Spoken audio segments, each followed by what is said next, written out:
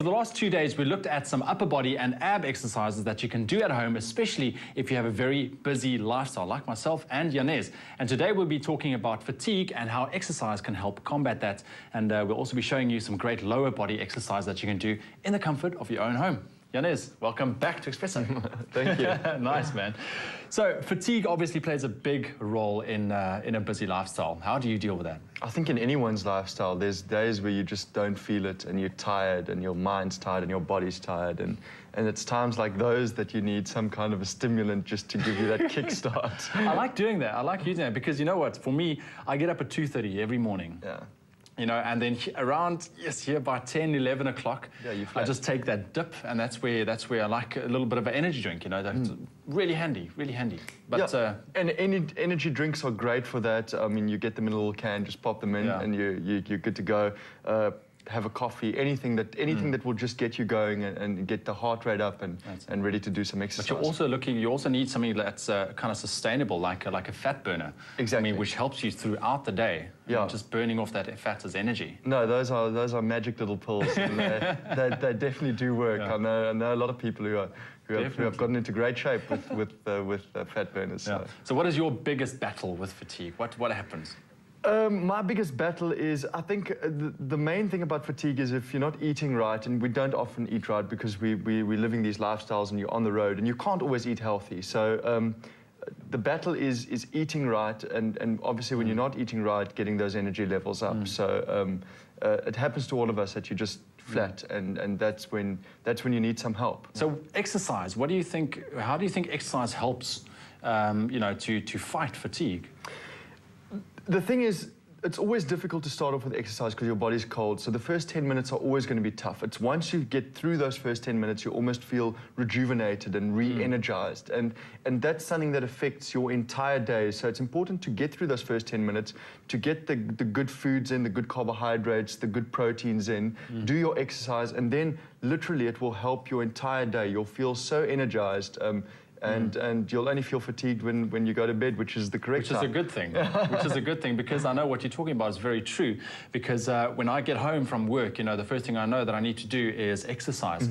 But I'm so tired sometimes. I mean, the biggest issue or the biggest block to overcome is the mental tired, the mental fatigue. Yeah. And then just to say, okay, focus, exercise for the next 10 minutes. Yeah. But it's true. Once you exercise, afterwards you feel so refreshed because you just got blood flowing throughout your body, your heart's racing, endorphins has been released. It's great. I think we're going to start with what? A simple squat. Take us away. Okay, so here we go. This is a simple squat. Right feet pointing forwards. You know, you don't want your feet too much wider than your shoulder for this one. No. All right. So now, very important with the squat is form. Okay, so when you go down, there we go. Make sure to almost to stick your bum backwards. It might feel a bit awkward. Make sure your back is straight and also that your knee doesn't go over your toe. So so you can start off at home by doing these ones, plain and simple. A couple of squats, but then you can also add in some variations in these, because as you mentioned as well during our discussions, variation in exercise are very important. Yeah. You know. So what you can do is point your toes outwards. Yeah. Like that. There we go.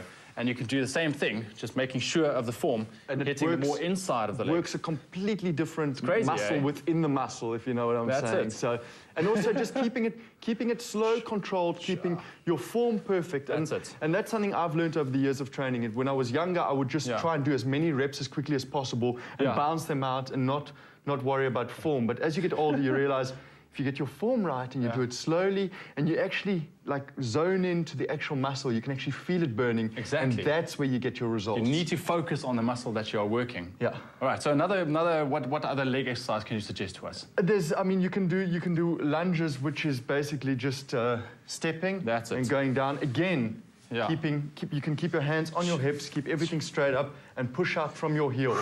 That's it. Control it slowly, explode out.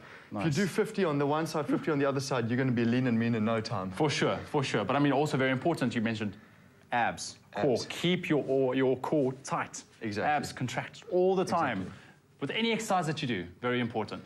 So you can alternate those two, you know, the alternate lunges, do that. Yeah. A lot of options there. Yeah, people always say, how do you get your core the way it is? And it's basically by always contracting it, always making sure it's controlled, no matter what exercise you're doing, whether you're working calves or quads or bis or tris. as long as you're holding your core, you've got good form. So we've done squats, we've done lunges, now we get to the calves. What would you do? Calves, anyone can basically do anywhere. There's stairs everywhere. You can do it on basically any kind of step. Yeah. You basically put your foot down. You can do it both feet at the same time, or one foot. If for the more advanced level, you do one foot and your entire body weight is on one calf. That's it. You can almost even just do it on the floor, like I'm doing it right now. You can. I think if you're starting out. Yeah. Now you're balancing. Your core's being held.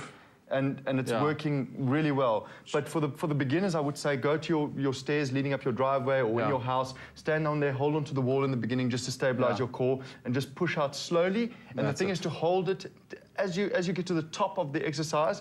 Hold it for a second and then go back down. You can almost stretch it out backwards. That's it. Release the muscle. And then push out again and hold it for a second. And when you're on the step, very important, as you say, you need to get that full range of motion. Stretching it down and then pushing it all the way up, and also slow and controlled. You don't want to rush it. Never rush it. As you said. All right. Janez, thank you so much, man. Thank you. It was great. Great tips for a home-based workout. And if you would like to know more, log on to our website, expressoshow.com, where we will post a full 5-day home-based training plan. Stay fit. See you next time.